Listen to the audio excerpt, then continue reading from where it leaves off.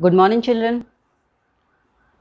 बच्चों, अगर 5 पेंसिल्स की कॉस्ट 15 रुपये है तो एक पेंसिल की कीमत कितनी होगी? एक पेंसिल की कीमत 3 रुपये होगी। अब अगर हमें 8 पेंसिल्स ख़रीदनी हैं तो 8 पेंसिल्स के लिए हमें कितने दाम देने पड़ेंगे? तो हम 8 को 3 से मल्टीप्लाई कर लेंगे तो हमें मिल गए 24 रुपये। तो 8 पेंसिल के लिए हमें 24 रुपये पे करने पड़ेंगे। अब थोड़ा टिपिकल एग्जाम्पल लेते हैं। आप शॉप पे जाते हैं, आपको 800 ग्राम चीनी ख़रीदनी है। चीनी की कीमत है 45 रुपये किलो। अब आपको दुकानदार को कितना देना होगा? इसको कैलकुलेट करने के लिए हमें यूनिटरी मेथड को समझना होगा या एकिक नियम को समझना होगा। यूनिटरी मेथड यूनिट से बना है और यूनिट मीन्स 1। इसी तरह एकिक नियम एक पर बेस्ड है। पहले हम एक वस्तु का मूल्य निकाल लेते हैं, फिर जब एक ऑब्जेक्ट का कॉस्ट हमें मिल जाता है तो हम कितने भी ऑब्जेक्ट्स की कॉस्ट निकाल सकते हैं। अब हम इस यूनिटरी मेथड को कुछ एग्जाम्पल्स से समझते हैं। अगर 3 किलो सेब 195 रुपीज़ के हैं तो 7 किलो सेब कितने के होंगे? तो यहाँ हमारे पास क्या है?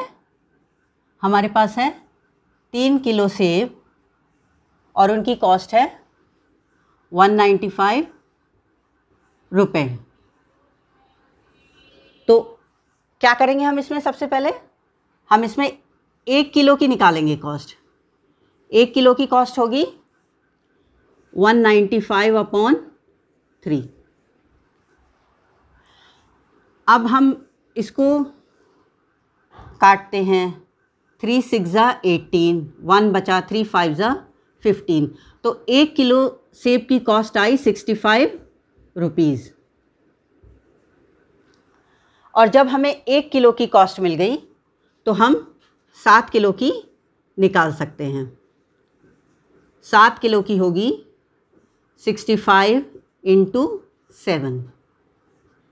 7 5 35 का 5 कैरी 3, 7 6 42, 43 44 45। तो 7 किलो सेब की कॉस्ट हो गई 455 रुपये। हमें 455 रुपये में 7 किलो सेब मिल पाएंगे। अब हम एक दूसरा सवाल हल करते हैं। एक रेशन की शॉप पर 4 किलो गेहूं की कॉस्ट 10 रुपये है, तो 15 किलो गेहूं लेने पर कितने रुपए देने होंगे? तो 4 किलो गेहूं की कॉस्ट है 10 रुपये। 1 किलो गेहूं की कितनी होगी?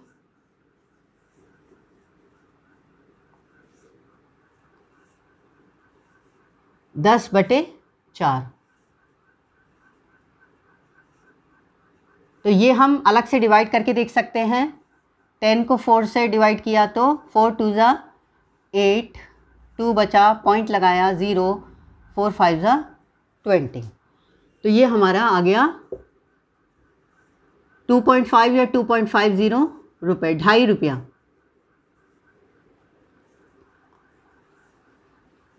अब हमें 15 किलो गेहूं लेने हैं, तो 15 किलो के लिए हमें कितनी कीमत देनी होगी?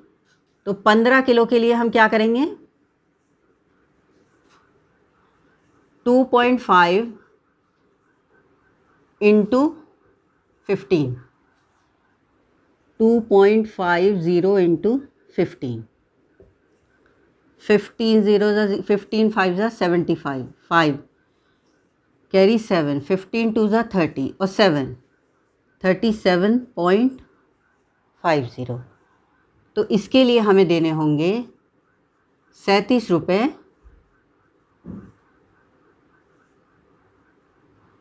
50 पैसे। अब एक और सवाल देखते हैं।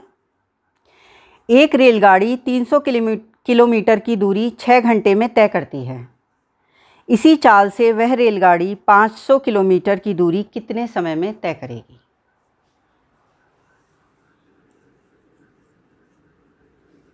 तो 300 किलोमीटर की दूरी 6 घंटे,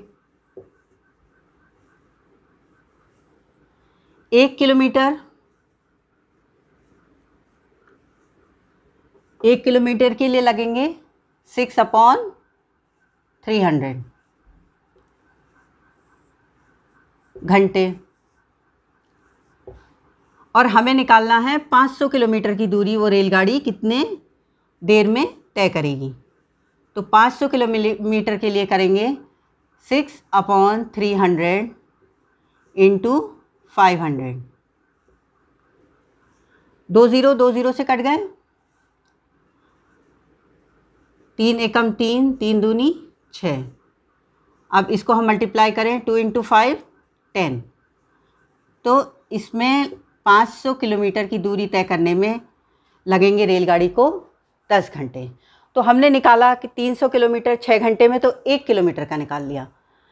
एक का जब हमें मिल गया उसे 500 से मल्टीप्लाई कर दिया, तो हमारे पास आ गए 10 घंटे।